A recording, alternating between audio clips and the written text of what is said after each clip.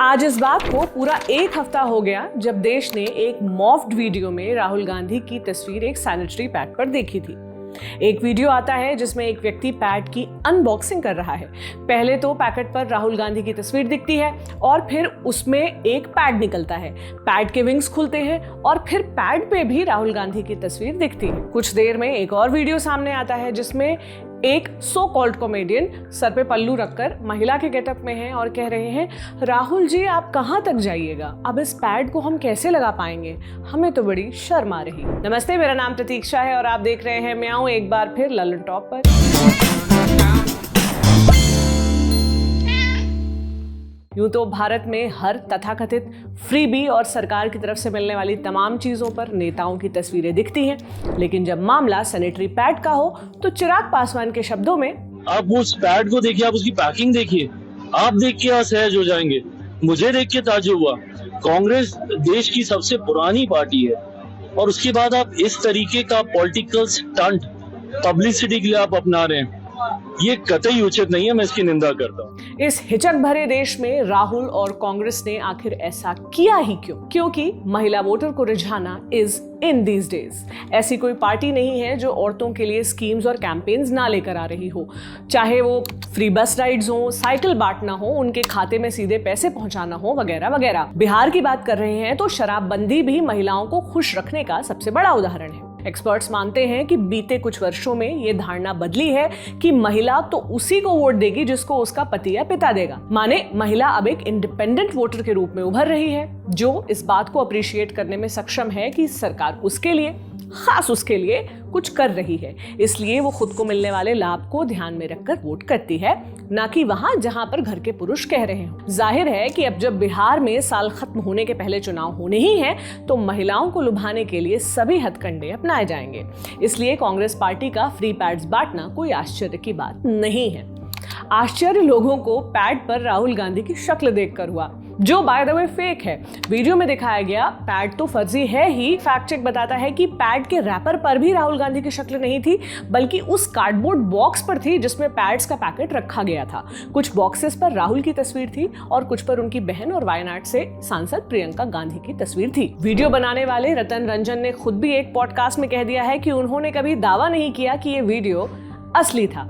कुल मिलाकर एआई और वीडियो एडिटिंग एप्स ने अपना धर्म निभाया और राहुल गांधी का खूब मजाक उड़ाया गया। लेकिन सवाल ये है कि राहुल गांधी की शक्ल पैड पर होना लोगों को फनी, हास्यास्पद क्यों लगता है? क्योंकि ये प्रोडक्ट महिलाएं अपने प्राइवेट एरिया में यूज करती हैं और जब ऐसी कोई बात आती है तो भाई लोगों की खीसें तो निकल ही आती हैं। लेकिन ये बात इतनी फनी तब नहीं लगती जब हम बिहार के मेंस्ट्रुअल हाइजीन के आंकड़ों पर नजर डालते हैं। 15 से 19 साल की लड़कियों में सिर्फ 42% और 20 से 24 साल की महिलाओं में सिर्फ 41% ही सैनिटरी पैड्स का इस्तेमाल करती हैं। रिपोर्ट में शहर और गांव में भी बड़ा फर्क देखा गया। शहरों में जहां लगभग 60% महिलाएं पैड्स का इस्तेमाल करती हैं, वहीं गांवों में उनकी संख्या महज 38-39% ही है। नेशनल फैमिली हेल्थ सर्वे 2021 के मुताबिक मेंस्ट्रुअल हाइजीन के मामले में बिहार देश में सबसे नीचे है, यानी अब भी यहाँ सबसे कम महिलाएं सेफ मेंस्ट्रुअल मैनेजमेंट के तरीके अपनाती हैं। सेफ तरीके जैसे पैड्स, कप्स या टैम्पॉन्स।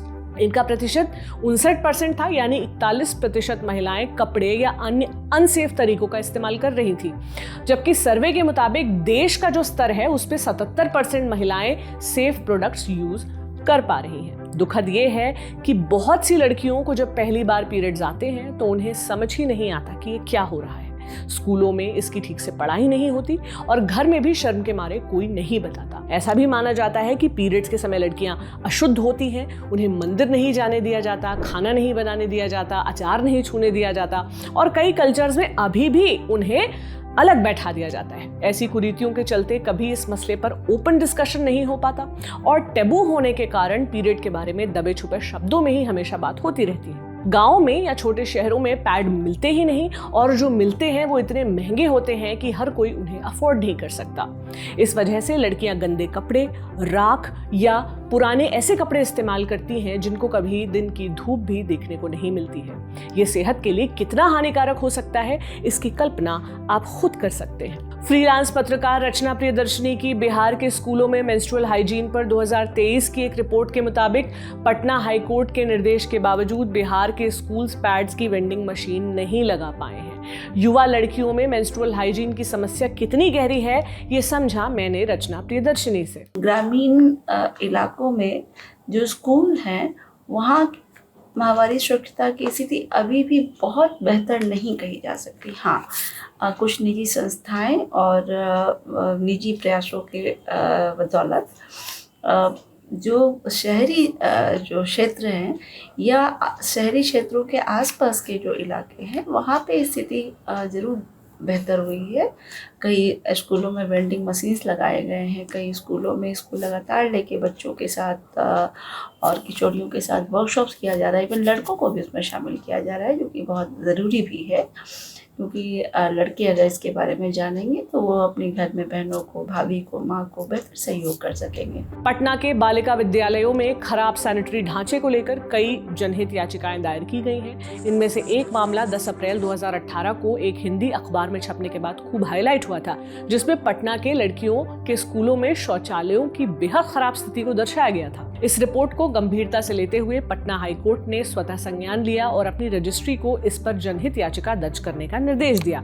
बाद में हाईकोर्ट ने इस जनहित याचिकाओं के दायरे को पटना तक सीमित न रखते हुए पूरे बिहार के स्कूलों तक बढ़ा दिया और बिहार सरकार को निर्देश दिया कि वो राज्य के हर स्कूल में एनरोल्ड छात्राओं की संख्या के अनुसार पर्याप्त टॉयलेट्स और सैनिटरी नैपकिन वेंडिंग मशीनों की व्यवस्था करें। बिहार में औरतों की अनुमानित संख्या 5 करोड़ है, जिसमें से लगभग 60% की उम्र 25 साल से कम है, मगर पिछले 4 साल में हर साल औसतन मात्र 2 करोड़ रुपए ही मेंस्ट्रुअल हाइजीन पर खर्च किए गए हैं, जिसमें मुख्यमंत्री किशोरी स्वास्थ्य कार्यक्रम के तहत 7th से लेकर 12th क्लास तक की लड़कियों के खाते में पैड खरीदने के लिए 300 रुपए भेजना शामिल है। बीते 4 साल में शिक्षा विभाग ने प्रति स्कूल 40,000 रुपए लगाकर पैड वेंडिंग मशीन और इससे उपजे कचरे को नष्ट करने की मशीन लगाई है, लेकिन ऐसा सिर्फ 350 स्कूलों में किया गया है, जबकि बिहार में 9,361 सरकारी सेकेंडरी और हाई स्कूल हैं। और जिन 350 स्कूलों में मशीनें लगी हैं उनमें पैड्स मिल जाएं तो बड़ी बात है। रचना प्रियदर्शिनी की रिपोर्ट के मुताबिक स्कूलों को खतरा चोरी से भी है और इसी डर से वो क्लासरूम में LED स्क्रीन्स भी नहीं लगवाते। अचानक ये सुनकर भारत के ट्रेनों के टॉयलेट में चेन से बंधे मग्गे की याद आ जाती है। खैर, 28 मई को मासिक धर्म स्वच्छता दिवस मनाया जाता है। इस मौके पर इसी साल बिहार की महिला एवं बाल विकास विभाग के अंतर्गत सहेली कक्ष की शुरुआत की गई। ये स्कूलों में लड़कियों के लिए एक निजी कमरा होता है, जहां वे आराम से कपड़े बदल सकें, आराम कर सकें और पीरियड के दौरान अपना ख्याल रख सकें। सरकारी आंकड़ों के मुताबिक अररिया और पूर्णिया जिलों के 50 से अधिक सरकारी स्कूलों में सहेली कक्ष बनाए जा चुके हैं और इसे राज्य के अन्य हिस्सों में फैलाने की योजना पर काम चल रहा है। ये कितना बदलाव लेकर आ पाते हैं, ये वक्त के साथ ही पता चलेगा। खैर, नीतीश सरकार की मौजूदा योजनाओं पर, कांग्रेस के इस कैंपेन पर और बिहार में मेंस्ट्रुअल हाइजीन कैसे बेहतर हो सकता है, इस बारे में मैंने बात की menstrual hygiene activist Shahina Parveen से। बिहार में पहले वर्तमान जो सरकार है उसमें आंगनबाड़ी केंद्रों पर सैनिटरी नैपकिन मुफ्त दी जाती थी। ये कई सालों से ये योजना बंद पड़ गई है, इसे बंद कर दी गई है। दूसरी बात है कि स्कूल में जो राशि दी जा रही है 300 रुपये की, वो राशि सैनिटरी पैड के लिए वो सही नहीं है। इसलिए सही नहीं है क्योंकि वो 300 रुपये साल में एक बार मिलता है और उसमें क्या ये सुनिश्चित कर सकती है कोई सिस्टम ऐसा जिसमें महिला लड़कियां जो है हर मंथ 25 रुपये निकालेंगी और जाके वो अपने ज़रूरत के पैड खरीदेंगी। बजाय इसके ये ज़रूरी है कि हर स्कूल में सैनिटरी नैपकिन का पूरा प्रोविज़न हो, वहाँ उपलब्धता हो, उसके निष्पादन की पूरी सुविधा हो, क्योंकि हमें पता है कि लड़कियों का स्कूल छूटने का एक बहुत बड़ा कारण माहवारी का है। अब जहाँ तक बात है कि कांग्रेस ने इसे प्रचार का एक साधन बनाया है, तो जाहिर तौर पे अगर किसी भी पार्टी को महिलाओं के सम्मान और किशोरियों और लड़कियों के सम्मान की बात करनी है, उनके अधिकारों की बात करनी है, तो उन्हें अपने मैनिफेस्टो में शामिल करना चाहिए कि जब वो सरकार उनकी आती है तो वो आंगनबाड़ी केंद्रों पे, स्कूलों में मुफ्त सैनिटरी पैड उपलब्ध कराए। बॉटम लाइन ये है कि बिहार में मेंस्ट्रुअल हाइजीन प्रोडक्ट्स बांटे जाने और कम दामों में उपलब्ध करवाए जाने की सख्त जरूरत है। फिर चाहे उसके डिब्बे पे राहुल गांधी की फोटो हो या नीतीश कुमार की, मुझे नहीं लगता बहुत कुछ बदलेगा। हालांकि सिर्फ पैड मिल जाने से ही काम नहीं चलेगा, उन्हें फेंकने की जगह और उनके इस्तेमाल के लिए साफ टॉयलेट भी उतने ही महत्वपूर्ण है।